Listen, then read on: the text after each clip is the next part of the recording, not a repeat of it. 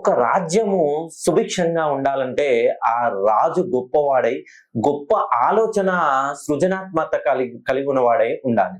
ఆ రాజుకి ఎలా ఉండాలంటే ఏ టైంలోనైనా రాజ్యాన్ని సుభిక్షంగా కాపాడాలనే లక్ష్యంతో మంత్రి బుద్ధిమంతుడై మంత్రి యొక్క ఆలోచన విధానం అనేది కొద్దిగా ముందు తరాలకు ఉపయోగపడే విధంగా ఉండాలి.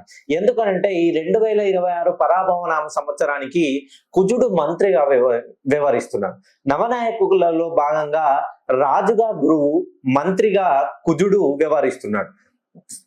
ఈ కుజుడు వ్యవహరించడం వల్ల కుజుడు రాశ్యాధిపతి అయినటువంటి మేషరాశి వాళ్ళు కానీ, వృశ్చిక రాశి వాళ్ళు కానీ మీ జీవితంలో హస్బెండ్ గా కానీ, వైఫ్ గా కానీ ఉన్నట్లయితే వారి నిర్ణయాలకు, వారి అభిప్రాయాలకు మీరు ప్రియారిటీస్ ఇవ్వడం వల్ల మీ జీవితంలో మంచి మార్పు అనేది మొదలవబోతుంది.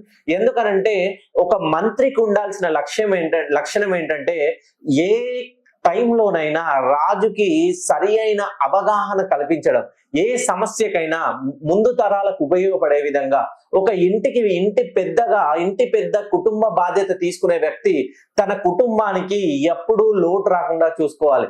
ఆర్థిక పరంగా కానీ, హెల్త్ పరంగా కానీ, ఉండడానికి కానీ, వాళ్ళు ఎదగడానికి కానీ అహర్నిశలు వాళ్ళకి ఎల్లప్పుడూ ఒక చిట్టు కవచంలా ఈయన ఉంటేనే ఆ కుటుంబం అనేది డెవలప్ అవుతుంది. ఒక ఇంటి పెద్ద స్ట్రాంగ్ గా ఉండాలంటే ఆయనకి ఆలోచనలు, ఆయనకి మంత్రిగా ఆ ధర్మపత్ని ఉంటేనే వాళ్ళ జీవితంలో వాళ్ళ ఇద్దరి నడవడిక అనేది ముందుకు సాగుతుంది. ఎవరైతే తన ధర్మపత్ని, హస్బెండ్ వాళ్ళ అభిప్రాయాలను గౌరవించి ఈ 2026లో నిర్ణయాలు తీసుకుంటారో ఆ ధర్మపత్ని గాని, హస్బెండ్ గాని మేషరాశిలో జన్మించిన, వృశ్చిక రాశిలో జన్మించిన వీరి పేరు సుమారుగా 270 డిగ్రీల పైకి కరెక్షన్ చేయించుకొని చూడండి. ఇంకా మీ జీవితంలో అనూహ్యమైనటువంటి పెను మార్పులు చోటు చేసుకోబోతున్నాయి.